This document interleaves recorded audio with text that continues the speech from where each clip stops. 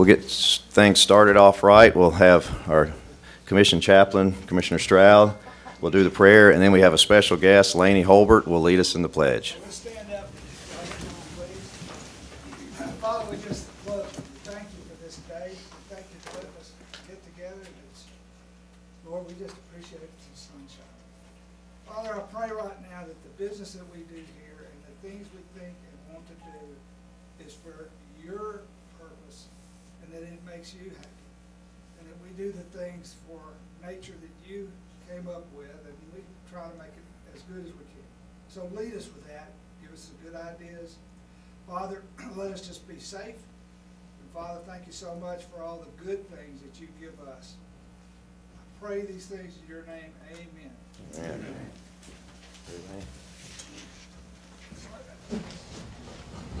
I pledge allegiance to the flag of the United States of America and to the republic for which it stands, one nation, under God, indivisible, with liberty and justice for all. Great job, Laney. It's a good thing you look like your mom.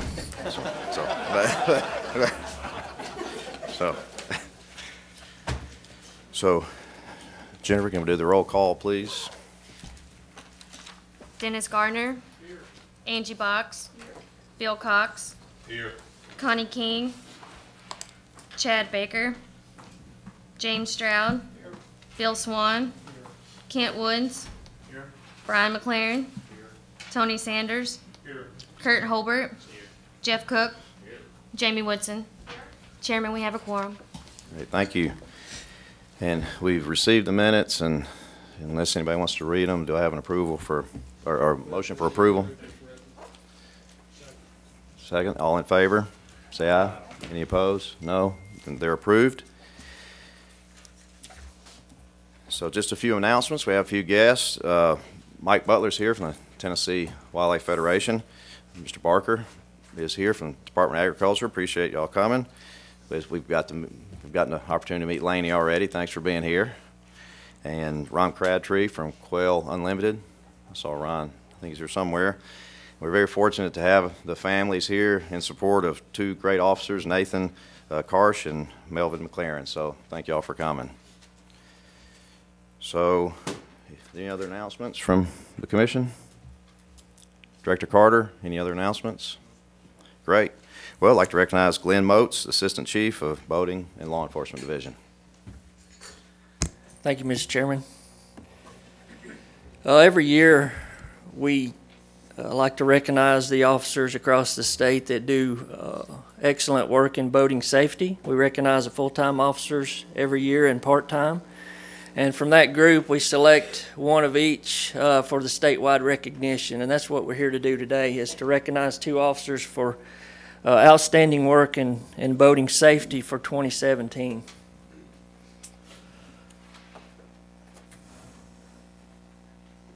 So the first selection for full-time boating officer, we good? Oh yeah, I'm just okay. Wondering where my coffee was. Okay. Okay, sorry about that. The full-time boating officer for the year 2017 is Nathan Karch. Nathan is assigned to work District 21, a 12-county district in Middle Tennessee that contains 5 major reservoirs. That would be Percy Priest Lake, Old Hickory, Cordell Hall, Cheatham, and Barkley, which are all near Tennessee's capital city of Nashville. Officer Karch excelled in the area of law enforcement. He inspected 2,112 recreational vessels for compliance, issued 118 court citations for violations, 30 warning citations, administered field sobriety tests to 8 boat operators, and removed 3 impaired boaters from Tennessee's waterways for boating under the influence. Additionally, Nathan assisted other TWRA officers with 54 violations, helped 112 boaters on the water that required some type of assistance. He also worked patrol at 2 major public marine events in the Nashville area, worked with local metro authorities to provide buoys for marking zones at these events. Nathan was also the lead investigator on 4 boating incidents that involved property damage or injury and assisted on 3 others, including 2 fatalities. He also worked 2 drownings that were not boating related. In the area of education and outreach, Nathan taught 1 boater education class, certifying 35 students as safe boaters in Tennessee. He also worked at the Nashville Boat Show and additionally conducted 15 public programs to promote boating safety. As the Davidson County Wildlife Officer in 2017, Nathan Karch had an outstanding year on the water, working with his boating-related duties and working wildlife-related cases in a metropolitan county. One of his responsibilities was working on Percy Priest Lake, one of the busiest lakes in the country, and he also worked the Cumberland River below Old Hickory Dam and the Stones River below Percy Priest Dam. Additionally, Nathan checked 2,168 people for various hunting, fishing, and access area compliance checks throughout the year, resulting in 22 warnings, 84 citations, and 9 assists with other officers. Most of these checks were at the access areas below Percy Priest and Old Hickory Dams and around the lakes and rivers in the Davidson County area. Officer Karch has also spent a lot of time this year connecting with nearly 1,000 people, working with school groups, sportsmen's groups, youth hunts, youth groups, teaching them about boating safety, hunting safety, and educating them on the importance of our agency and its mission. Since being hired in 2015, he has become a reliable asset to TWRA and, most importantly, knows how to handle our sportsmen and women by treating them with respect each day he goes to work. I'd also like to recognize at this time his supervision staff, Major Mitch Bailey, Captain Dale Grandstaff in the room as well. So that's what I have. Nathan, if you would like to stand up and have your family stand up with you here, certainly recognize you. And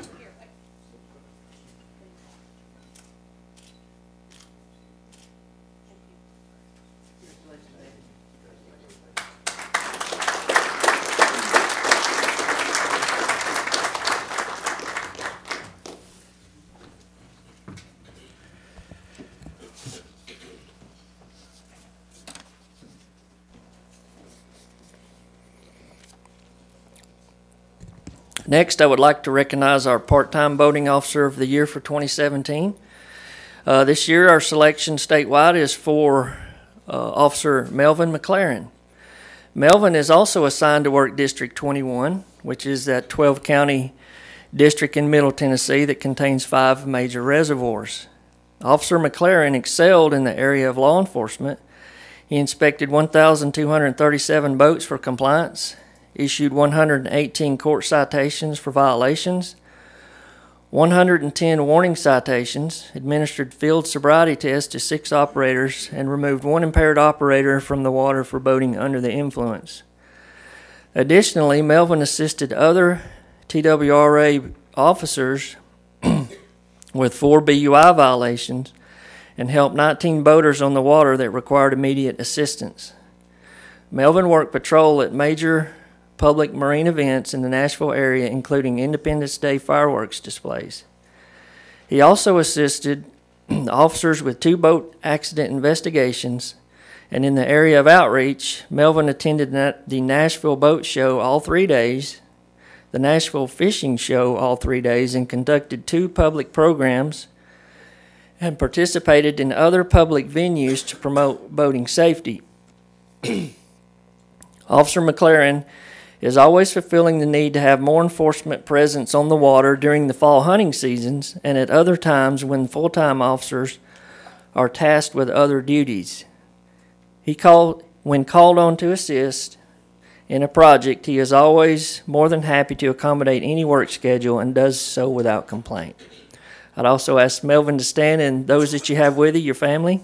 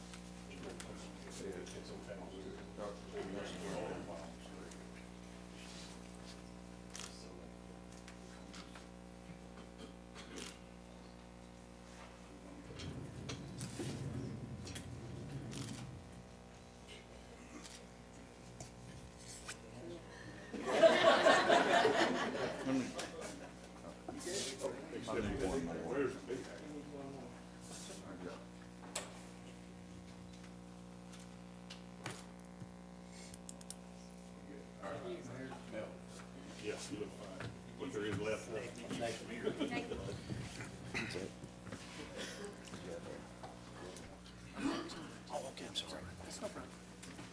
I did want to say one other thing about this.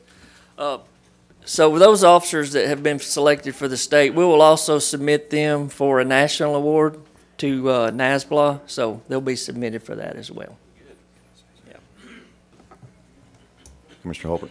I know they're outside, but while their families are in here, I'd just like to tell them thank you for the sacrifice you make. I know when officers I see at home, a lot of holidays, a lot of days that most people get to spend with their families, they're out having to work. So we realize that, and we appreciate them much more than you guys think. Thank you for your sacrifice too. You good? Hey, families, I'm sorry. Y'all, we're gonna go out here and take photos, so if y'all wanna come on, sorry.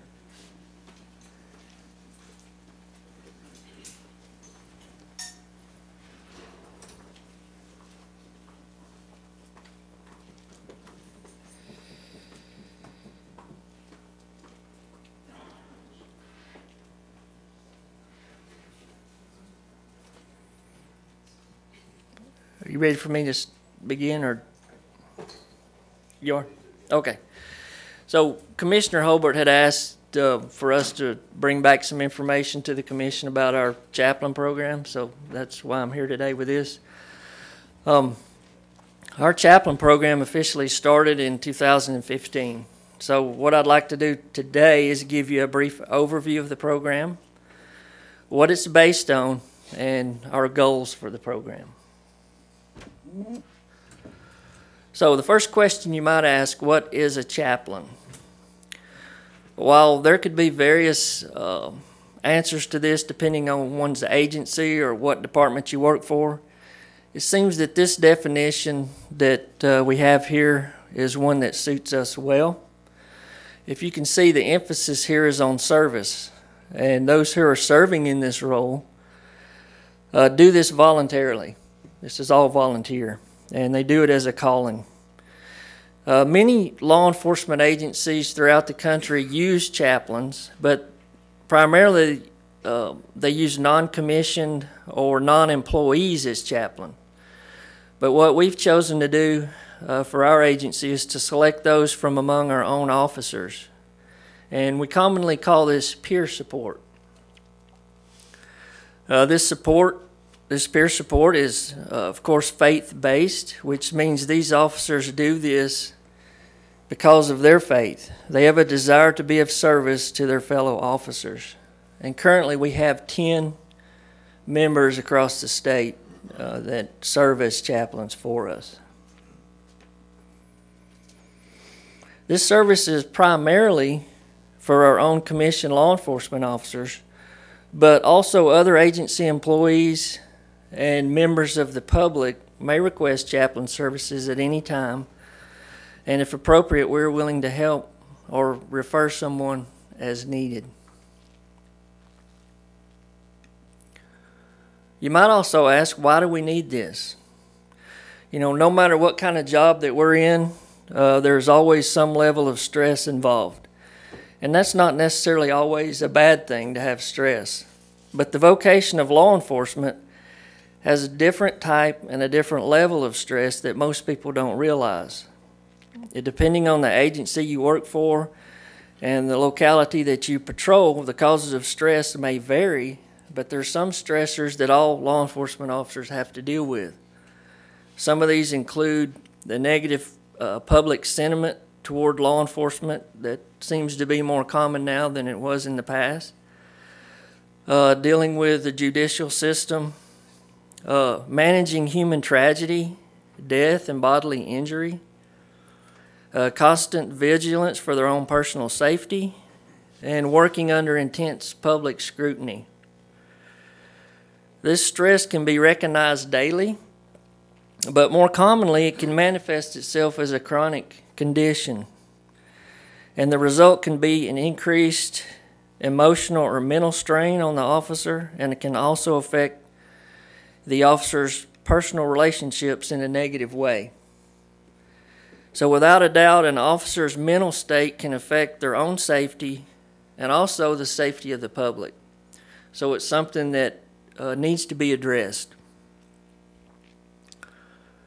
As I stated earlier, our officers are tasked to deal with personal tragedy in a professional manner. I don't know how well you can see this picture, but if you take a moment to look at it and see what's going on, you can view a scene that's not really uncommon for our officers to have to deal with throughout the year. Victim recovery at boating incidents is something that we manage throughout the year. And as you can see here, we're frequently requested to provide some comfort to grieving family members. From this photo, it looks like we have about 5 of our own officers at this particular scene. Chaplaincy has been called by some the ministry of presence, meaning that at times, just by being there, you can be a help to a situation.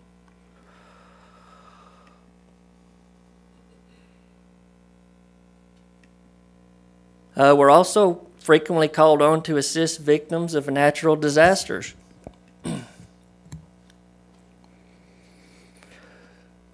And another way that we can help officers deal with the emotions generated at work is through something we call critical incident stress management. Our chaplains have received training in simple techniques to guide officers through their emotional issues.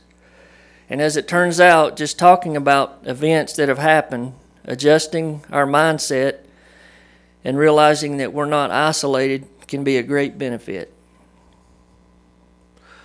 So that's sort of an overview. What I'd like to do now is just talk about the history of chaplaincy in this country, where it began, and what the foundation of chaplain programs are really all about. Chaplaincy got its start in this country in the U.S. military. As you can see, this tradition goes back to the Revolutionary War, when General Washington recognized the need and benefit to have chaplains in his army. And also to emphasize the point that chaplains are peers, that they work right alongside those that they're serving. Since the Revolutionary War, in the military, there have been 419 chaplains killed in the line of duty. And you can see this breakdown of how those fell out. So they work alongside those that they support. And that's the benefit to chaplaincy. The model that the military operates on has three basic tenets, or three basic points, and I'd like to cover those briefly. The first one is called Nurture the Living. This means that a chaplain's duty is to prepare the officer for future trauma. It's not a matter of if we're going to encounter trouble, but when we are. And by strengthening an officer's faith and emotional state, we're building resiliency. We primarily accomplish this with our presence and availability to the officer, who knows that the chaplain will respond when requested. And resiliency is the ability to adapt to adversity and overcome barriers, and the ability to return to a state of normal operations in a relatively short amount of time. The second tenet is care for the wounded. When someone has been wounded, either physically or mentally, the chaplain is trusted to assist in the healing process. This can be accomplished by providing encouragement through prayer and personal visits. We are to rejoice with those that rejoice and weep with those that weep. And thirdly, we honor the dead. There are those times when we are called to participate in ceremonies that honor those who have died. Our own honor guard is usually the visible presence at these events, but the chaplains are there to support the honor guard and provide comfort to those who are mourning.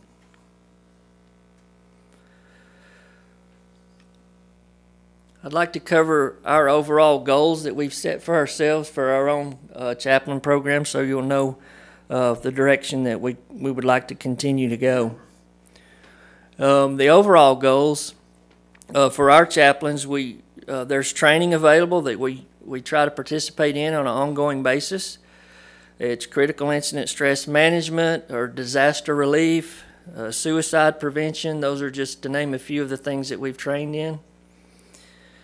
We also have oversight by an outside nonprofit organization, the American Police Chaplains Association. And what this does, this organization provides additional guidance to us and also scrutiny for our chaplains. It's our goal to stay engaged with officers and be available when needed, and to provide a level of confidentiality when appropriate. And also, like I said earlier, we support and coordinate with our honor guard on the details that they are on. Some of the ways that we support the officer at work is we can assist with next of kin notifications. The most difficult task that we do in law enforcement is notifying someone that their loved one has died. We have to do this, depending on what year it is, about 20 times a year at least, usually in response to a boating incident. We're the agency that investigates those, so we're called on to do those next of kin notifications, and the officers really appreciate having a chaplain with them when they do this. We're also required to assist those affected by natural disasters when requested by the Tennessee Emergency Management Agency. And when possible, we will deploy a chaplain as part of that response. As discussed earlier, we assist with critical incident response, sometimes to the group or to the individual as needed. And we're always ready to refer someone and assist in obtaining professional help if and when needed. Sometimes employees have needs that are not directly tied to work, such as health or personal issues, and at times we can assist with those issues as well.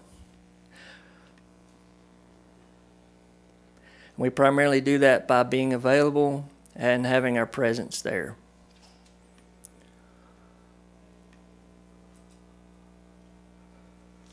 Also, our goal is to maintain a presence at accident or disaster scenes where we can serve as a liaison between the agency and the public.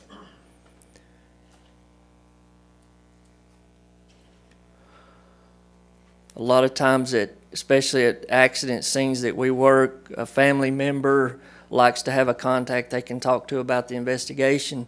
and we find that the chaplain is really suited for that. And also the chaplains themselves need support, so we support each other. We do this by regular meetings, group messages, prayer, but ultimately realizing that each of us is responsible for our own obedience to God and maintaining our relationship with Him. And I'll conclude with this. For those that want to find the path and remain on the path, we can help with that. And that concludes. Glenn, thank you very much. It was a great presentation, and really appreciate all that y'all do. And you know, it's great to get counseling and support, but to have it from a peer, from someone that really understands what you're going through, is even more special. And to receive support from an officer who understands what the families are dealing with too is very special. So thank you for what you do. Okay, thank you. Commissioner Box. I was just going to add to that. Push the microphone over.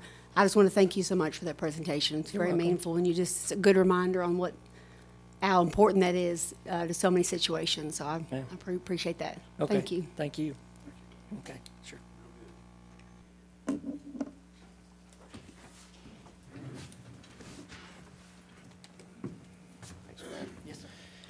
So we have one other presentation. We didn't do very good. Didn't do very well this last week. Or last month, we had a few meetings to rush off to, so we failed to appropriately recognize Chairman Woodson at the last meeting. So as I said before, it's very difficult to follow a rock star, but it's made it easier because of how you've showed us how to do this. Here's the way it's done, to be thorough and complete and make sure we understand all sides of the issues before we make these decisions, and be very deliberate. So greatly appreciate all the work that you did. And in my 1 month of having been the chair, I understand even more what work you put into this.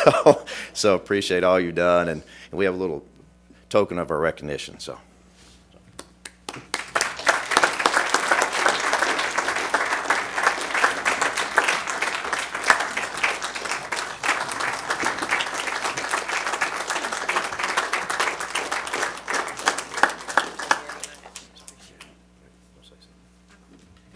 I'll just say thank you very much. It's a privilege to serve on this commission. This is my 5th of 6 years, and serving as chair and on the executive committee was a great privilege.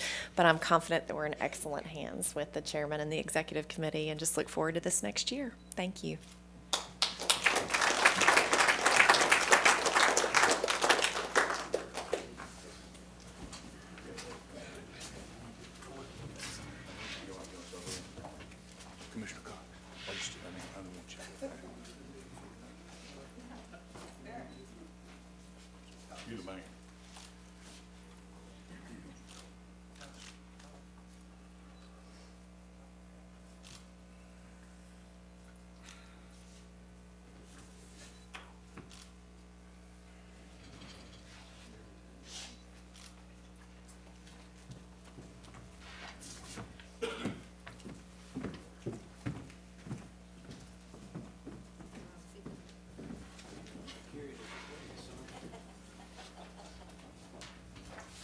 And I failed to recognize a guest, Mr. Ed Williams. Sorry I didn't notice you here earlier, so thanks for coming back.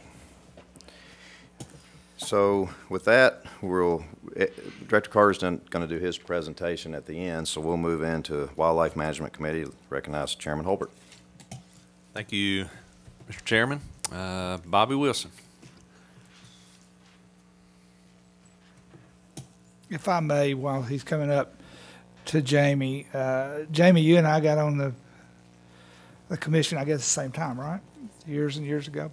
But anyway, I want you to know how much I appreciate you and learn from you. We all have, and you know, we had a talk earlier, and you're so inspiring. I think the way to describe you is velvet-covered steel, because I think you have this soft way of really making things happen and stay in your course, and you're an inspiration to all of us, and we will always be thankful for that.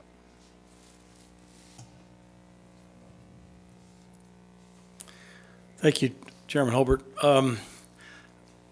So yesterday we talked about the and the time before that, and the time before that. Anyway, setting the 2-year regulations for season. So I'm just, if it's any more discussion, I'll be glad to answer questions, or I can go through the presentation again, however you want me to handle that.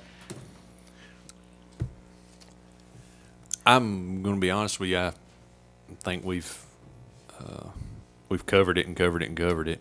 If there's any questions, we'll wait until we have a motion on the floor, if that's all right with the chairman. I'll go to the. That's all right. So if you would just stay up there and answer questions. Mr. Chairman, the Wildlife Committee met yesterday, and we recommend passage of setting seasons every 2 years, with hunting being in the even years and fishing in the odd. I'll take that as a, wow. We have a motion to approve. Second. I'm sorry. We do every second. Okay. So any discussion amongst the commission? Mr. Chairman, I think my mic. You did that intentionally, didn't you?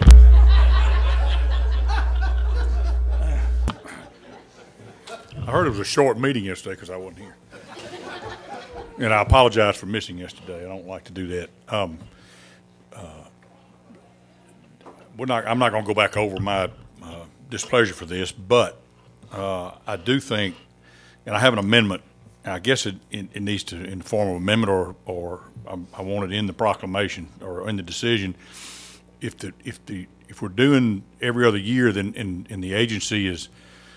This is an opportunity, I think, in every other year for the agency to reach out to the public for outreach and education, and I want to propose that the agency in the off years that we don't set wildlife or don't set fisheries, that the agency have 2 public meetings in each region, that our INA people and our marketing people produce a presentation, a video about the agency and all the programs and how the agency's financed, and have this video available, and have law enforcement, wildlife, fisheries people at these public meetings to talk about the agency, to do the outreach, to talk about how we're funded, talk about why the licenses are more expensive than compared to other states, and give that rationale and why it's different in Tennessee.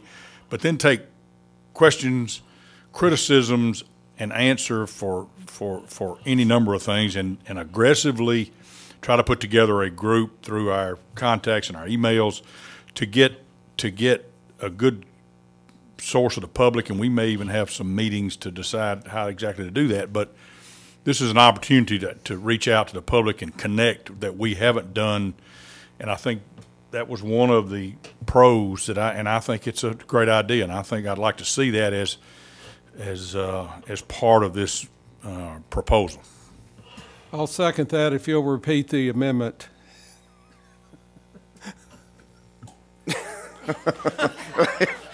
Well, I guess we'll take the second without the stipulation to repeat. So, okay. Any discussion on the amendment?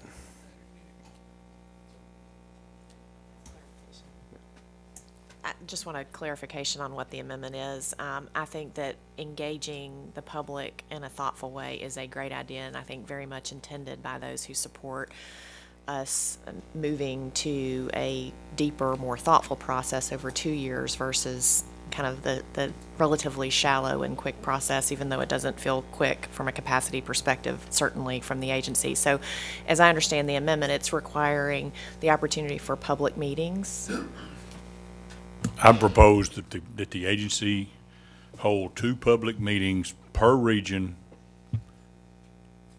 during the year or in the off year, that we're not setting seasons as they had said. One of the assets of doing this, or one of the pros of doing this would be an opportunity. So I'd like that in basically memorialized, as the chairman said, that this is part of the understanding. Great. I just wanted to make sure I understood your motion. Thank you very much.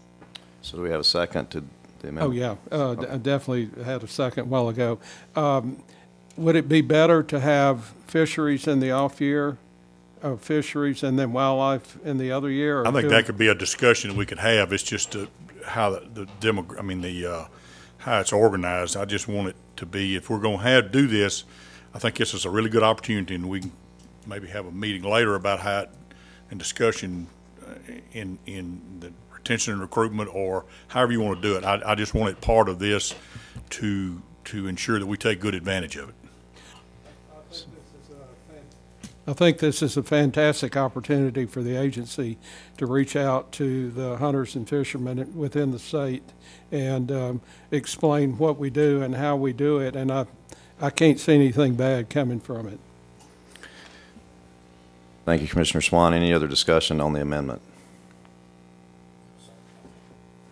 Commissioner Sanders. And I agree, and probably my biggest concern about this whole thing is are we going to continue the shortened process, or are we going to expand and really reach out to our constituents and stakeholders? And so I wanted to clarify, are you talking about in the year that we're not setting seasons, we're going out and doing that? Because I would really like to see us go into a continual communication and feedback process with our, whether it's, and I was talking to Mr. Markham about that the other day, just, I think reaching out to our stakeholders is what we need to really work on. And so I'm just trying to make sure I understand. Yeah, the semantics of how we do it and when we do it is important, but I don't think it's, if you did it, I just think it's important, and it's not that hard to get a representative from each region for law enforcement and whoever can answer questions of the public, and take their criticisms and take their compliments and take their questions to just form a relationship there that and I think this has been done before. This is not a brand new idea. It's been done before. The agency already has done this, but if this is going to be an opportunity to do this, we need to do it more often. Mr. Swan? It was suggested before the meeting that you have several tables set up, one for law enforcement, one for fishing, one for hunting, and so forth. And these people who come in to this public gathering can go from table to table and ask questions rather than having everybody sit up front and having the mob mentality like during the wild hog deal. Any other discussion on the amendment? Well, I'll give my opinion. When Commissioner Cox called me this morning, we talked about it. The more we talked, the more I agreed. I think it's a great idea, and much of our discussion yesterday pertains to this, because a lot of this is just hunter preference. What do our sportsmen really want? And the example we were talking about, the alternative weapons. It appears we had 6 people that commented, so we spent a lot of time on 6 people. And I'm sure there's more, but that's the only comment we got. So if we have a system that folks know that we will be coming to their area and there'll be a planned meeting every, some schedule, I think we'll get much more participation. The thing I do worry about is that, with an open mic night, does it just turn into a Wild West, just complaint session? And there's got to be a way. It's been done. I mean, other people have figured this out, and just maybe we see what works in other states, and y'all are doing some of this already, but this is going to be a new system that you hope to get a lot of participation and get more input. So I'm all for it. If I may, TVA has a model that I was told about before the meeting where it involved just what was stated before, where they have the different tables so that everybody doesn't have a chance to sit in the room and mob up against the guys sitting at the front of the table. So it's more informal, so that there's like a gathering in the room and it's continually flowing around the tables. I hope we do have a mob. I hope that I hope we don't have the 6 people. And I think one of the ways to do this is some of the things Bill and I are going to be doing after this for our meeting at 11 o'clock. If we have the right presentation, the right people going after this and announcing it and promoting those meetings we're talking about, I think not only are you going to have more people, but you'll have people that will want to have more information than complain. And I think there's a way we can do some brainstorming about this thing, get a positive way of looking at it, get a bigger outreach. And once it catches hold and we do it at the right time and in the right places, which we'll have to determine, but we're not stupid. You know, we can figure this out, and I think it's a great idea, Bill. Thank you. I think part of when a public meeting is issue-based, you have people that are there one way or the other that you get more of the mob mentality, so to speak. I think this is not an issue-based outreach. This is an information, and sure, you'll have people that are complaining, and that's fine. You need to listen to them. I listen to my customers complain from time to time about whatever. So I think the mob mentality is more of it's issue-based about changing something. So Any other discussion? Commissioner Gardner? Thank you, Chairman. I agree with Mr. Cox's amendment 100%. I think we need to have a tangible result with our proposed meetings. Instead of just talking about having meetings, we need to make sure they happen. There at the Strategic Deer Management Conference, there was a state, and I can't remember, it was either Georgia or North Carolina, that held multiple public hearings, and they used a method called iClick. And it was an electronic method that people had in the audience that they had could propose their questions without creating that thing. And I think it's worth looking into. They used it and were very happy with it. So maybe that's another option versus the different tables. But there are electronic devices out there that make this a little more modern and a little more effective. So maybe we should look into that. Thank you. It's a great idea. Any other comments on the amendment? So we'll be voting on an amendment that sets a framework of, in the off years, that we're not setting regulation for hunting, and then the opposite, we're not setting regulation for fishing, that there'll be 2 meetings in each region to get public input on anything to do with those hunting and fishing regulations. Is that a good summary of your amendment? So all in favor of the amendment, let me know by saying aye. Aye. Any opposed? Amendment passes. Now for the discussion of the amended motion. Any discussion on the amendment or on the amended motion? Thank you, Mr. Chairman.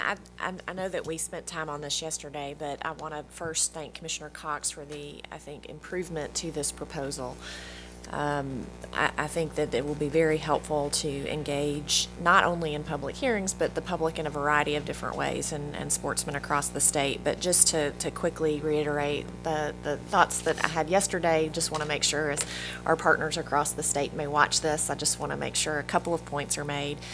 And I think this is just lessons learned through the last several years. Sportsmen appreciate notice. They appreciate consistency. They appreciate being engaged in meaningful ways. And so I think for me, for us to endeavor to try to go a little deeper, to spend a little more time and more engagement to understand not only what sportsmen are thinking, but I think first what's important for the resource, I think is going to be very important. Consistency is an important goal. I think that was I heard very clearly from constituents and that I serve and really all over the state that the agency and sportsmen all across the state appreciate consistency, particularly if there is science and good thought behind it. I think the opportunity to better inform our decisions is very helpful, whether it's with evolving members on the commission or otherwise. I think to have more opportunity for trend data is very valuable, and so I think having 2 years of information with consistent policies will be very, very helpful. I think it'll be helpful for the resource first and also for the folks that we serve across the state. I think one of the things that's appealing about this is that we still are able on an annual basis to deal with emergency circumstances. That was certainly something that, as I've been considering this proposal, was very important to our sportsmen across the state and others.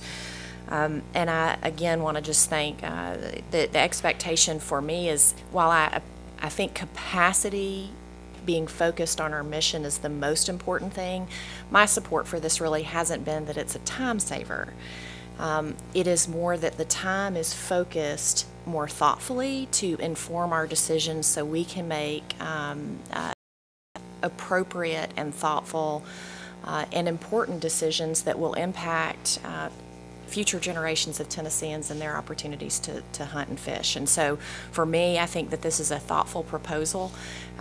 This commission, while I'll be gone in a year and several of us will be, this commission has the full authority. If the thoroughness is not at expectations, this can be reconsidered. But I think that it as several states have already moved forward with this and have seen, I think, successful efforts to have more time to understand the impact and more consistency and transparency for sportsmen. I support this, and I appreciate the Commission's time and attention to it. As usual, very well said, Commissioner Woodson, and to not try to gild the lily because I couldn't do it, but just to add to it, probably 90% of what we discuss after the recommendations, the agency puts forth the recommendations of the future season settings, probably 90% of it is what they recommended. It's unchanged. So I think they spend a lot of time preparing recommendations that are staying the same. So any other discussion on the motion as amended? So we'll be voting on a 2-year season setting, alternating hunting and fishing, with as amended to have the meetings in the 4 different regions on a plan framework. So all in favor, say aye. Aye. All opposed? Motion passes. Thank you. All right. With that, we'll move into the Budget Committee, and Chairman Sanders. Thank you, Chairman. I'd like to call Pandy English up.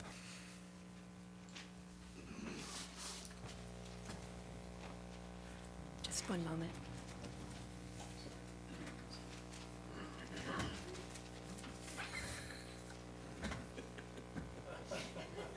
Is this better? Okay. As in committee yesterday, I'd like to request an expansion of Budget 2874. This is a Region 2 Wildlife Diversity Personnel request for $203,090 for work on Indiana bat maternity conservation.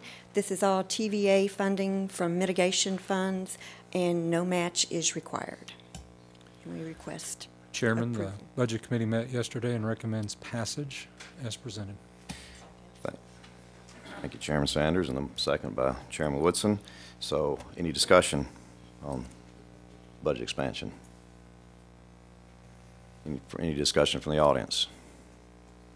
Hearing none, all in favor of the Indiana bat conservation budget expansion, let me know by saying aye. Aye. Any opposed? The amendment the motion passes. Thank you. Thank you. Is Frank here? Oh, there you are. Okay. Well, Frank's coming up here. Dwight, you in engineering? Could you get this girl better? Could you build a little wooden stool up here for me? I might need that. Yeah. I'll trip on that. That's okay. I'd like to recognize Frank Fiss. Thank you, Chairman. I've got a request for budget expansion to cover repairs to Springfield Hatchery. The amount is $106,500, and the funds are coming, $71,500 are coming from an insurance settlement, and the remaining $35,000 is coming from the Wetlands Maintenance Fund.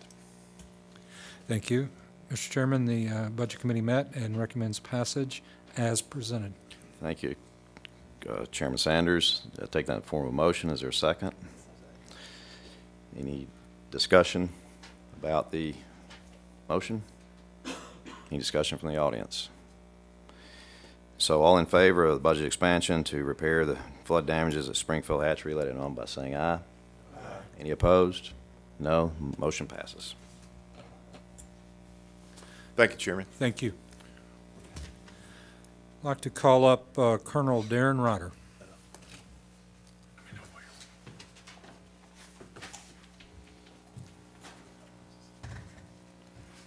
There you go. Yesterday, it was a budget request for an expansion was presented to the Budget Committee. This expansion request is for $200,000. These are all 100% federal monies, and it's actually money gifted to us from the Department of Homeland Security grant. And this money is going to be earmarked for the purchase of laptop computers for our wildlife officers. Mr. Chairman, the Budget Committee also met on this and discussed it and recommended approval of this motion. Thank you, Chairman Sanders. I take that form of motion. Second from Commissioner Swan. Any discussion from the Commission? Yes. Quick question. Commissioner Swan. Colonel Ryder, have you looked into getting in-reach units for the officers in areas like Tellico and so forth, where they would have no cell service to be able to use these laptops? Boy, I'm afraid to answer that question, not knowing the technology, but well, let me tell you what an in-reach is. When I was in the Yukon, we had these units, and we could actually text with them. It's through a satellite system. The units cost about $300, and it's about $25 a month. But I think that's something that, in addition to the laptops, I'd love to see you guys look into what it would cost to furnish some of these officers with in-reach units, because if they're in Tellico and something happens, they get shot or something, they have no way of communicating. Thank you. Yes, sir. Any other discussion? Yeah, I had one quick question. Does this buy laptops for every officer in all counties? Our plan, Commissioner, is we're going to go from the sergeant level down to get these tough books, because those are the guys out in the field. So with that, there's 152 units needed, and this will start us with 50. Okay. Does that help you? Yeah. When do you, if they're all needed, when are you going to get them, the rest of them? How long will it take you to? Soon. We have a plan. Okay. Trust us. Any other discussion with the Commission from the audience? So all in favor for the budget expansion to purchase the laptop computers, let me know by saying aye. Aye. Any opposed? Motion passes. Thank you. We'd like to call Ken Tarkington to the podium for the financial report. You moved my step. Thank you, Chairman. There should be a 3-page financial report in your books on your laptop. At the first top of the page, by the way, I'm reporting on through the month of January of this year, of 2018. At the top of the page, boat registration is 3.4% less than the actual from the prior year. The expenses of the allotment through this point in time is 39% of the annual allotment. The center of the page, the wildlife general fund or general revenue, which primarily is made up of license sales, is 8.4% ahead of projection. Watchable endowment has approximately $6.5 million balance, has almost $1,000 available for transfer. The Lifetime Sportsman Endowment Fund has $49,626,000, and the very bottom of the page details the percent to total that the lifetime license holders are to the combo hunt and fish from last year and the appropriate annual valuation of that. On the second page, at the top, the Wetlands Acquisition Fund has approximately $10.7 million. We've zeroed the maintenance fund out as we usually do, and the compensation or in lieu of tax for wetlands has $866,000. On the third and final page is the valuation of the investment. Now this is through the month of February as opposed to January. It reduced in value almost 1%, which leaves us with a percent since inception of barely over 1% for the investment. Any questions? Comments?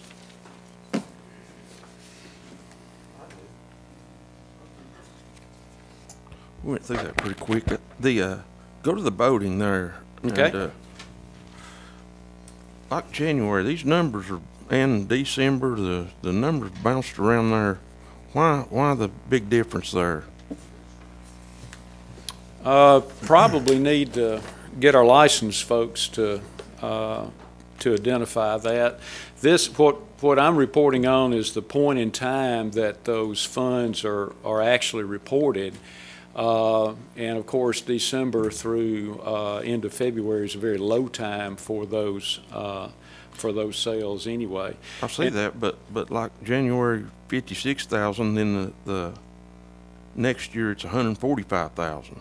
Well, and it could be the point that not that this year is down that much in relation to that particular month last year, but the way that the sales were actually deposited.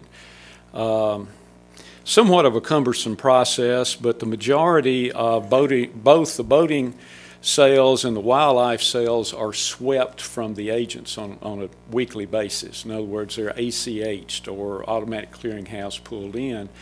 And they come into, for instance, the wildlife account, and then the folks in the office are going to have to transfer it from wildlife to boating. Those amount, or that amount of funds that equate to those boating sales for that particular period of time.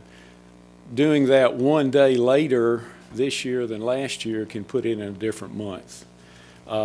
In total, the sales are down. The boat registrations are down, but from month to month, the variation in boating I don't think is that significant. It shows it here that it is, yeah. But from the actual reality of when those were sold, I don't think so. Does that make any sense? Yeah, I think so. Mr. Chairman, if I could comment on that just a little bit of a clarification too. Remember, boat registrations, a person can elect to register every year, every 2 years, every 3 years, and that bounces around depending on when that started. And also, a lot of people don't register their boats even though they may expire at a particular time. They don't register them until they get ready to use them. That's why if you look at those months, March, April, May, and June are by far every year those months that people re-register their boat, even if they've supposed to have done it earlier. But being able to register any month on a 1, 2, or 3 really makes the numbers bounce around.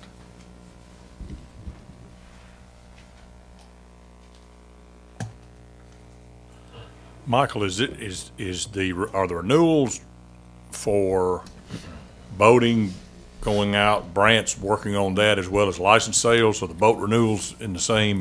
The boat renewal notifications? Yes. Correct. We're moving towards trying to get those all electronic, but we have to do that in a phased system. Some of the people aren't very receptive to getting electronically, so we're trying to do both and migrate towards electronic more. Okay. And we also have auto renew on all of that. So we do have a significant portion of the people who are auto renewing already, and that should rise. Any other questions? Thank you, Mr. Tarkington. Thank you. Mr. Chairman, that concludes. Thank you, Chairman Sanders. I'd like to recognize Director Carter for his presentation of his recent trip to D.C., the Recovering America's Wildlife Program.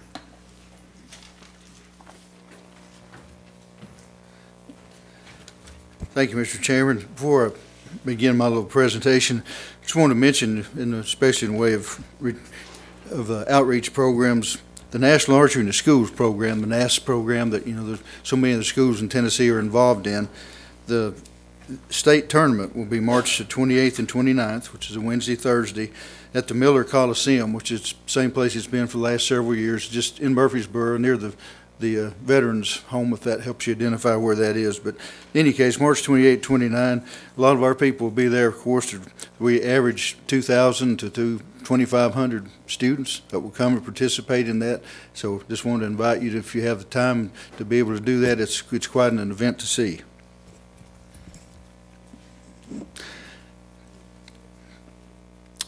I just wanted to make just a couple of comments and certainly take any questions that you have on the legislative update, really, that I wanted to talk about for a second. From time to time, the Association of Fish and Wildlife Agencies will ask the directors from around the country to come to D.C. to meet with the Congressional Sportsmen's Caucus, which is a bipartisan group of people in Congress who love the outdoors and support hunting, fishing, boating, those kind of things. And this year, they've been working together on several pieces of legislation. Two of them we've already talked about a little bit. One of them that you passed a resolution on had to do with the Recovering America's Wildlife, and it's called the Alliance now to Recover America's Wildlife. And essentially, just make a couple of comments about that. It's a House resolution or House Bill 4647, and there is not a Senate sponsor yet, but to those people who are working on it began through the Blue Ribbon Panel, which I mentioned to you all earlier. Johnny Morse and the former governor from Wyoming, Governor Freudenthal, were the two people that chaired that. There were any number of business leaders, 18, including many of the oil industries, because this addresses how the money comes to the states if it comes there. And the Alliance for America's Fish and Wildlife grew out of that, which is now several people altogether. The funded level that is expected is $1.3 billion. That was put together because all the state agencies across the nation are required by Congress to submit a state wildlife action plan. We're in our second iteration of that. It's updated every 10 years. Ours is, I think, in the second year of the 10-year revision. But in any case, they ask each state, if you had to implement that plan, what would that cost? And they took those from all 50 states and the territories, added it up, it came to $1.3 billion. Of that money, if it were to pass exactly as written and based on the parameters that they will give money back to the states, Tennessee's portion would be $20 million, almost $21 million.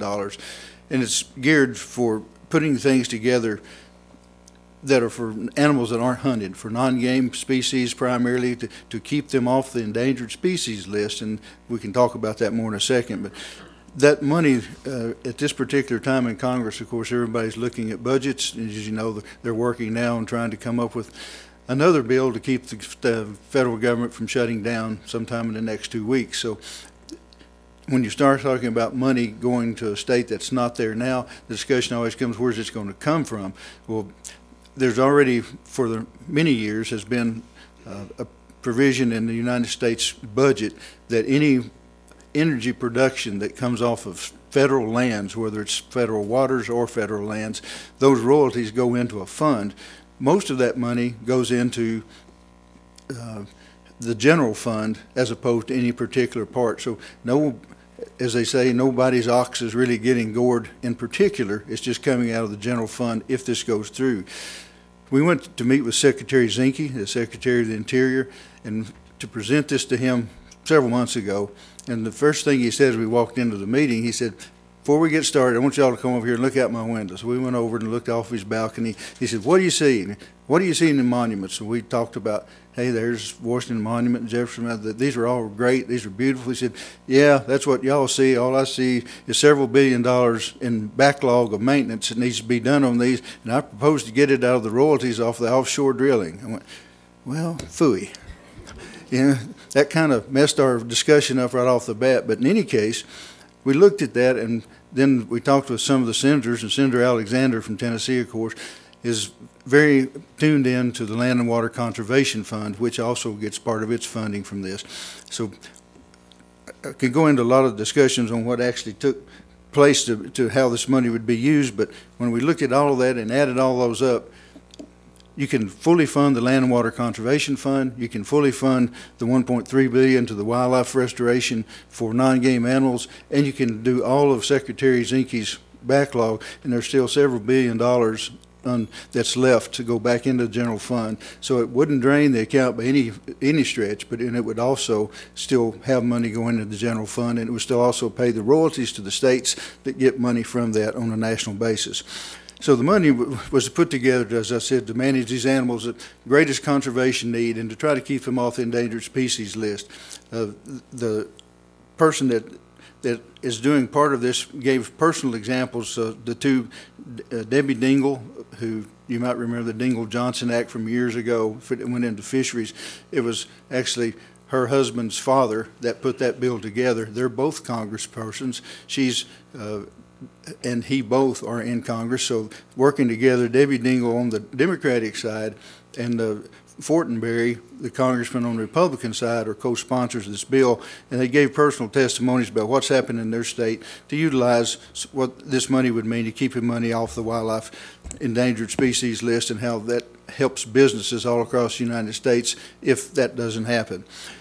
How the money can be used, I mentioned all of that, but plus 10% of this money can be used for things that you can see on the screen here, in outdoor activities including wildlife watching, building of different kinds of observation and photography areas, wildlife viewing areas, and also water trails, since it also goes to those species that are aquatic. So some of the uses that money can be utilized for.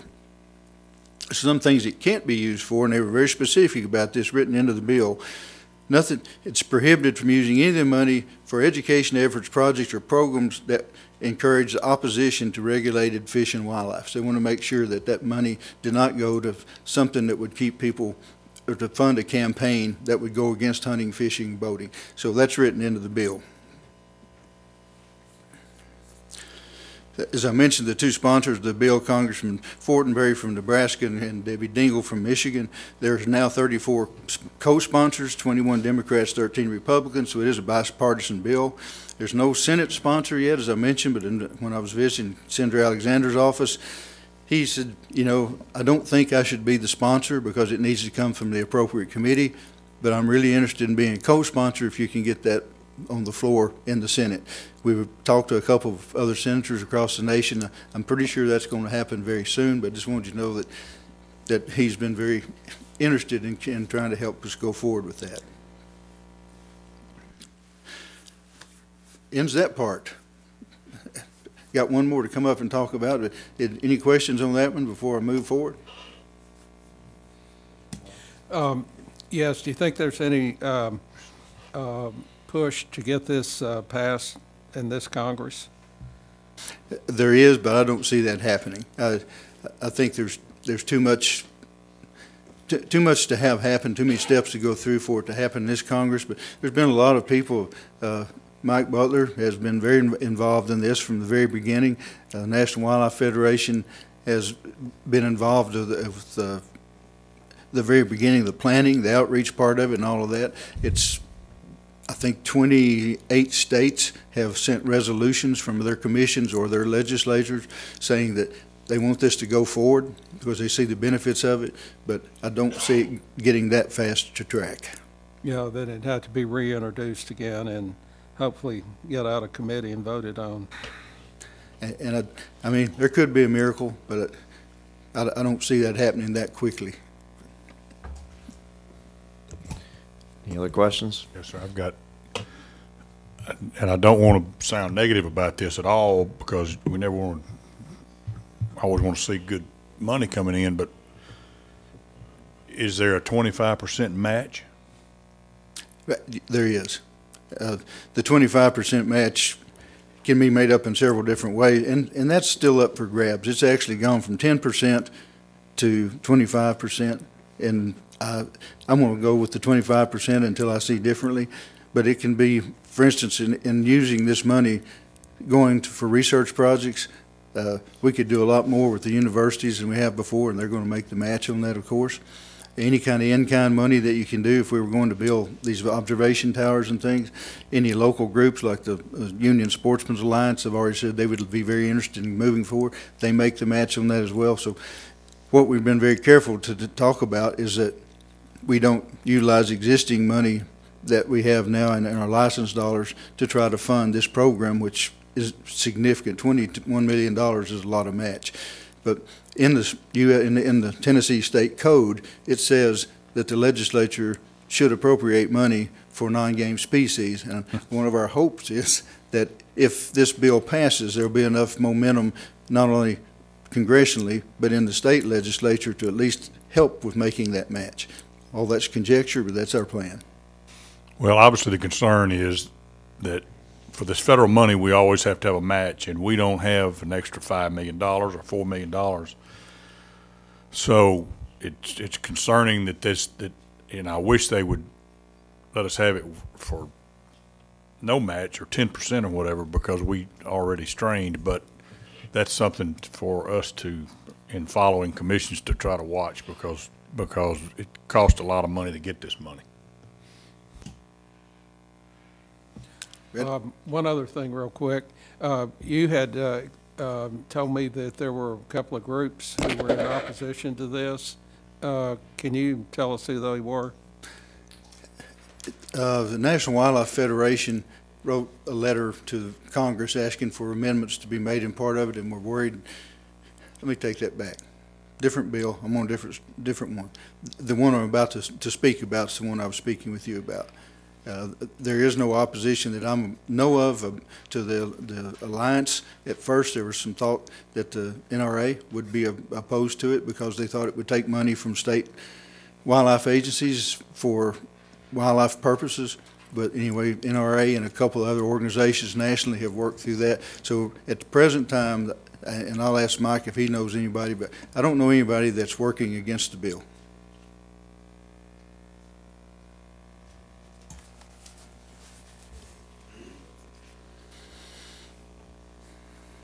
Mike Butler with the Wildlife Federation. We're not aware of anybody that's working against it. We have been working with the agency, have started something called the Tennessee Alliance for America's Wildlife as a sub-effort of the national. I will share with you that Senator Alexander introduced a piece of legislation 2 weeks ago called the Restoring America's National Parks Act, where he takes, it looks to generate $12 to $15 billion. And this is relevant to this question because he's taking 50% of the growth in the royalties that Director Carter talked about, and that's important to distinguish. The growth in those royalties is not assigned to anybody yet. So you're not gigging the Treasury, you're not adding to the debt. It's new revenue that's coming in on top of that. And when you start talking about $15 billion, $12 billion to address the backlog, which is what he's interested in along with Secretary Zinke, it provides an opportunity. This bill will not pass as a standalone legislation. It'll be packaged up. And so the package opportunity here is to package it with Senator Alexander's effort and LWCF, because adding $1 billion or $2 billion to 12 to 15 billion is kind of a rounding error in a lot of this stuff, depending on which way you take it. That gives a real opportunity. There are 34 co-sponsors on the House version now, and it's pretty evenly split, D's and R's. So we're encouraged. We really need one of the senators in the right committee, as the director referred to take up the sponsorship, and I think we could be off to the races. So I just add that. Commissioner Gardner. Thank you, Chairman.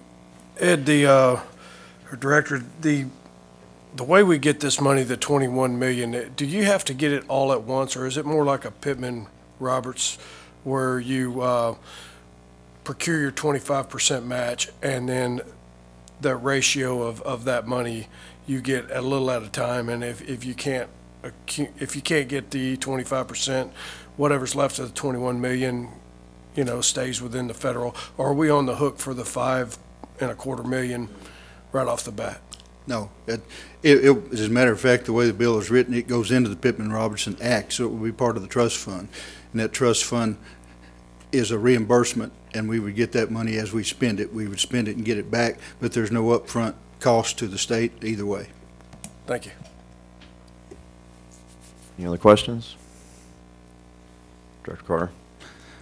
Talk next just for a minute about the modernization of the Pittman-Robertson Act, which flows, of course, very much into this. I've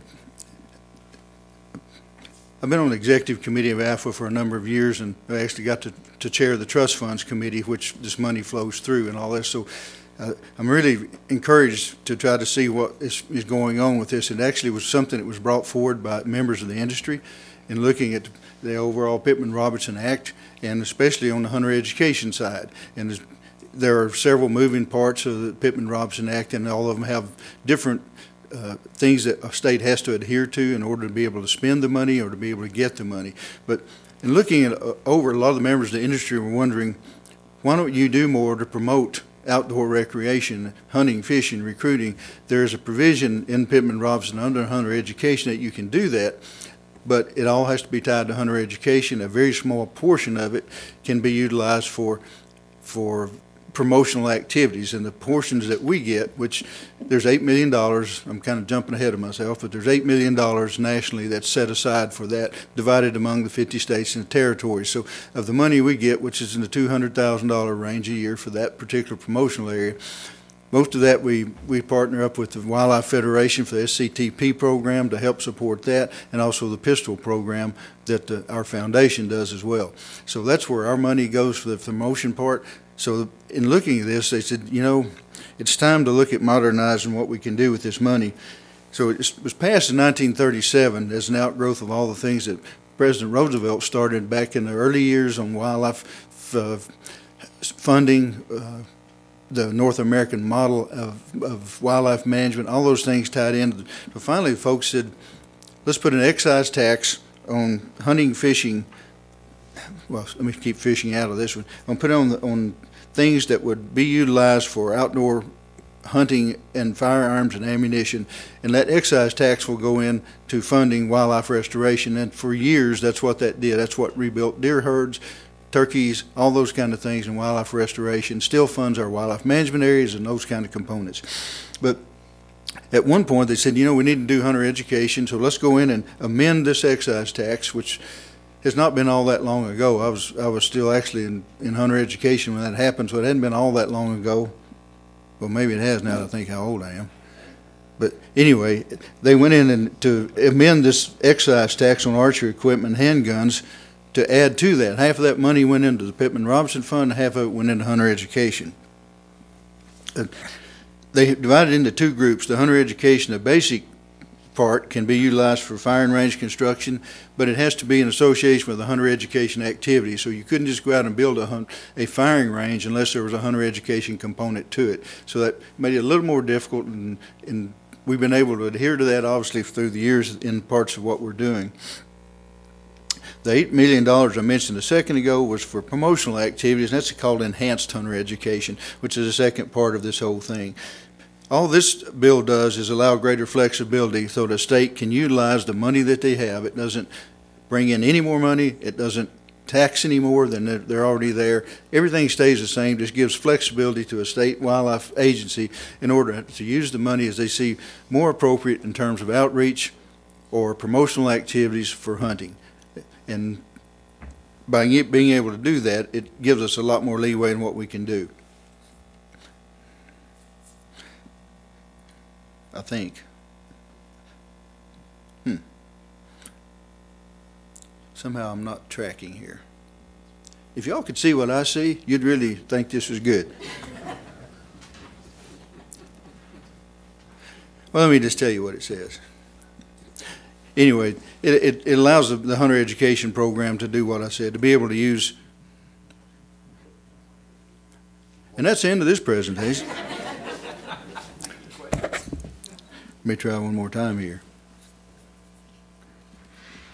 While you're waiting on that, in the conversations with Fish and Wildlife or legislators, I know you have to bring up the match and the struggle you have financially to make those matches, and it gets harder and harder and harder. What is their justification for continuing that at a 25% level, and how do they? It's always frustrated me that somebody in Washington at U.S. Fish and Wildlife knows better than each state how to spend their money, that they dictate what you can do and what you can't do. I mean, I'm sure those discussions are had, or are they? They are. Actually, the Fish and Wildlife Service has never fought reducing the match. This goes back to several years now in all the different aspects when this bill has been amended, and of the new ones that have come along. And Congress didn't want to have, I'm going to use my own words, handouts. There are some grants that do come through the federal government that are 100% grants, but they want to make sure that a state didn't reduce the program that they already had, that there was a maintenance of effort, that a state had to show that if they get more money, they're willing to keep their funding level at the same rate or increase it. There was a big fear that if, for instance, if a state was putting $100,000 into their program and all of a sudden they got $100,000 more federal aid if there wasn't a match, the program would stay the same. They'd just reduce their state budget by $100,000. So the thought was make sure that the state has buy-in. They have loosened up to some extent on what you can utilize for match, and that continues. There's a group called the Joint Task Force on Federal Aid Restoration to the States, and I'm a member of that committee, and we meet twice a year to go over exactly things like you're talking about. What can be utilized for match, what we do with things that are bought, how long does a piece of property have to stay there before you can do something with it, if you need to change it, on and on. If you buy a piece of equipment, how long can you amortize it, all those kind of things. It's not very exciting committee work, but it's pretty important when it gets down to how much it actually hits the bottom line of a funding agency. But primarily, to answer your question, they want to make sure the state has buy-in.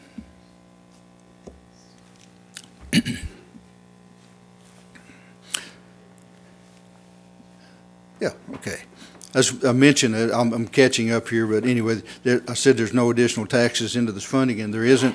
And I'm going to say it has no direct impact. This is, Commissioner Swan, is to your question a second ago, National Wildlife Federation, some of its state chapters and the national portion, plus the Wildlife Society nationally, both wrote letters saying they had concerns about this bill because they thought that it might take money away from wildlife restoration. The only way that that could happen is if a state voluntarily elects to utilize their hunter education money for wildlife restoration. In many of the states, especially the bigger states, we have never done that. The hunter education money is used in hunter education, and we utilize it for all the things that we're allowed to do. And then on the other side, all the Pittman-Robertson money is used for wildlife restoration. If you were a very small state with not a big hunter base, if you were, say, Wyoming, Rhode Island, somewhere like that doesn't have enough hunter education activity or enough range construction ability to utilize that money, it could go into their wildlife restoration. And so I think there was some concern about that, but I'll just say there's nothing that ties that to a state. It's purely arbitrary to that particular state. There's a very similar component in the Dingell-Johnson side of the world, on the fishery side, that we've been able to utilize a 10% portion of that money for education and outreach, and it has not impacted our ability to be able to fund our other fisheries programs. So at least in the Southeast, we feel very comfortable that this is not going to be a problem. Some of the other states all 50 states are very much in favor of this, but some of the other organizations are looking at those states are concerned. So I just say it has no direct impact to wildlife, and it's definitely in Tennessee true. Changes the wording in the law too, so that you could build firing ranges without them having to be associated with the hunter education program. So it takes that component away. Doesn't mean that hunter education folks couldn't use it, but it does mean that you could go ahead and build a range and not have to worry about having a hunter education facility there. It just allows for somebody to come in and shoot. The promotional activities, it goes back to essentially what we're talking about here shortly when we get into the things about recruiting new people into the outdoors, especially hunting, fishing, boating. It does cap that, though, at 25%, so that it took away some of the concern that some of the folks had, that if this bill went through, all the money would be used for firing ranges and not go into wildlife restoration or into hunter education. So the promotional side is capped at 25%. One of the reasons that this has come about, as I mentioned at the very beginning of this, last year in 2016 actually, the figures there, 77% of the money that came into Pittman-Robertson wasn't from hunters, it was from recreational shooters. So with that in mind, they said we need a better deal in terms of making sure we have a place for people to shoot and for people to have recreational opportunity, and most of the gun sales were not in hunter related type sales. They were, as they call them, black guns and all the other type of firearms.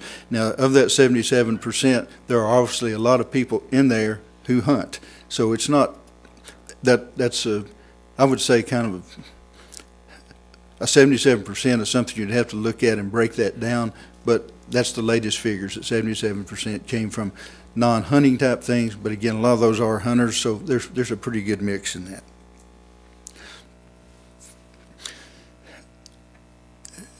There is a thing called multi-state grants that any nonprofit organization can put in for those grants to do promotional activities or special events and those kind of things. Right now there's $3 million in it. $5 million would be added to that $3 million for promotional for hunting, shooting sports. And that $5 million, the Archery Trades Association, early on in this said, we understand NRA's got a problem with maybe taking money away from firearms to fund this. Let's take the money directly out of that money that comes in from the archery sales, archery bows and components. So that $5 million being added to it still comes out of the overall same pot, but the way it's figured, it's coming out of the archery side and has no firearms listed in it, even though many of the councils that are across the nation, especially the two national ones that do with hunting, shooting, sports promotion, will be able to apply now for an $8 million pot as opposed to a $3 million. Mentioned Senator Alexander again. The legislations begin with the sponsor of, as you see, Congressman Austin Scott from Georgia. Talking to Senator Alexander, he said, you know, again, I would be interested in being a co-sponsor. I just want it to come from the appropriate committees. So anyway, let's leave you with that. He's been, this is not a political statement, but every time we've ever asked Senator Alexander for help on something, he's been really good about talking with us to see whether he wanted to be a part of that and how he could help. So to that, again, Mr. Chairman, I'll stop. I got one more and then I'll be through. Well, thank you, Director Carter. Any questions concerning Pittman-Robertson? No? Please proceed. You might remember in recent history, about 3 years ago, I think it was, 3, 4, somewhere in that neighborhood, the U.S. Army Corps of Engineers in the Nashville district was thinking about imposing regulations to stop boaters and fishermen from fishing directly below dams because of the concern that they had for safety of those people. The fishing to tailwaters under the legislation that the Corps was looking at is already in place in several other districts across the nation, but there was quite a turmoil in Tennessee with people who didn't want that to happen. There were a number of public meetings. Corps of Engineers and our agency both participated in those, and we began to look at what we could do to maybe alleviate the concern for boaters and fishermen in the turbulent water below the dams, and there are fatalities that happen there. If you've ever seen that water below a dam when it's really churning, when a lock discharges or the turbines come on for the first time, it really is a dangerous situation, but we've been able to, I think, educate most of our boaters to those dangers, and there's signs that we've worked with the Corps of Engineers on to say, hey, in this area, you have to do this. The commission passed a rule saying you have to wear a life jacket within so many feet of the dam to help with that. So all those things were in place, but the Corps still was very much in favor of maybe looking at what they could do, so they thought about putting physical barriers below the dams. And again, they've done it in other states. There's literally cables and things so you can't get a boat up above a certain point, which was below the point that most fishermen wanted to fish. So with that, Senator Alexander again got involved along with Senator McConnell from Kentucky, and they looked at what they could do. So they passed in the Water Resources Act, the Freedom to Fish Act, and that did a couple of things. It placed a permanent ban on the use of barriers, so that in the Water Resources Development Act, it's actually a part of legislation that they can't impose physical barriers. However, there was also a plan, just if you didn't use physical barriers, we'd put as a restriction on below those areas. Well, the Water Resources Development Act is up again in Congress, so we've been getting calls from people that are very concerned that this is going to come up again. The Corps of Engineers has told us, and they've told Senator Alexander, that they have no plans to go forward on trying to utilize restricted area. The ban on physical barriers is always there. But the restricted areas below dams, they have no plans to go forward to try to do anything with that. So I just wanted to get that in public, that we've been looking at that on behalf of the fishermen, and at this point, we don't see anything that's going to jeopardize that ability. And that's all I have, Mr. Chairman. Thank you, Director Carter. Any of your comments or questions from the commission? The audience? Well, thank you. Thank you. So we're about to wrap it up. I just wanted to clarify something from yesterday. We were talking about the incineration and the heat, and if we're going to talk science, you need to be specific. And I was not. I said, well, I think it's hotter, so that wasn't very accurate. So I went back and refreshed my memory, and in doing so, I found something that if anybody's thinking we're overblowing this CWD thing, let me tell you a quick little what I saw in looking at this. So. This all came from a guy that was studying scapies in 2000. He wrote in The Lancet, which is an internal medicine journal, and he was saying that 1,800 degrees is what he decided then would destroy the prions. But that's just if you had a little sample of the prion, in the laboratory. So to kind of back up a little bit, like an autoclave is about 250 to 300 degrees, so not anywhere close. An incinerator is somewhere between 1,200 and 1,400, but some newer ones get up to about 1,800. So you think, okay, that's pretty good. But come to find out, if it's in like a carcass and it's not just the prion just there on a little metal device or something in the lab, if it's in the carcass, the other tissues seem to protect the prion, and so it still doesn't necessarily destroy it at 1,800 degrees. Michigan, I think it's Michigan or Minnesota, recently bought a incinerator that gets to 2,800 degrees, but they still don't think that is sufficient. And so now what they're proposing is even after you incinerate it, you treat it for you take the ashes and you treat it for 2 weeks in some, I don't know what it was, some chemical, who knows what, for 2 weeks, and then you put it in a metal container, then put it in the ground. And so, that's kind of the state of the art of what we're trying to destroy now, but it's even worse. So this is the part that I thought we need to tell everybody about. Remember a couple of years ago when I mentioned the study from Florida where they said that the prions can be in the soil, a plant can take up the prion, an animal can eat the prion, then he's infected, then he can reproduce the prion, and it's spread out to the environment. Well, that was one of those, oh no, that's a big problem. Well, I'm just going to read, because it sounds like it's made up. So I'm going to read this. This is from a guy named Dr. Paul Brown, who was studying this scapies in The Lancet, and here's his comment on prions. So the most interesting theory proposed by Dr. Brown is that the heat created an inorganic replica of the prion's molecular geometry. This inorganic fossil template could mimic the infectivity of the scrapie agent. So what he's saying is even after you completely incinerate it, somehow it creates this inorganic something that then acts as a template that then is still infective. So, I mentioned this stuff's from outer space. I mean, it really is. Radioactivity doesn't destroy it. Massive heat doesn't appear to destroy it. So anyway, I just want to share that because if there's anybody thinks we've kind of, overblown this issue, we have not. So thought that was interesting.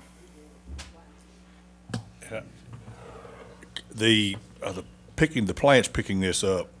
To go further than that, this is research Well, the plant part was from Florida, and I think that was about 2015, if I remember, because I talked about that about 2 years ago. We talked about whether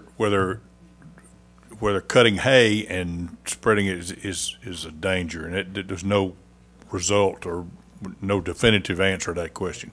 Well, yes, the hay will pick up the prions, but I think it's felt that is a pretty low risk.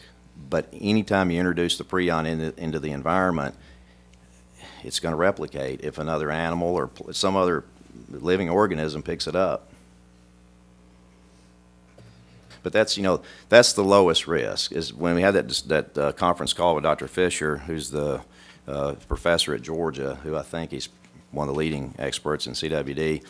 He was saying that it's the captive herds is the highest risk, and so that's why we need to really try to work toward that. Would be our next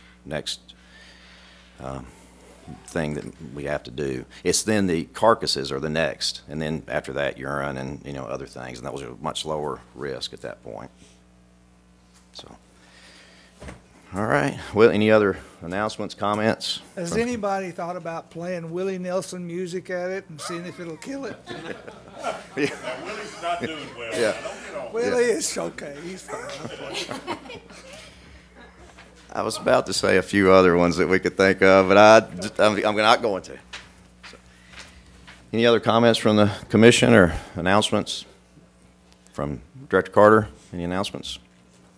So we have a R&R committee meeting here at 11 o'clock. Anyone that'd like to stay for that, please do so. Lunch will be provided if that's motivation. And then our next commission meeting is April 26th and 27th here in Nashville. And if nothing else, we're adjourned.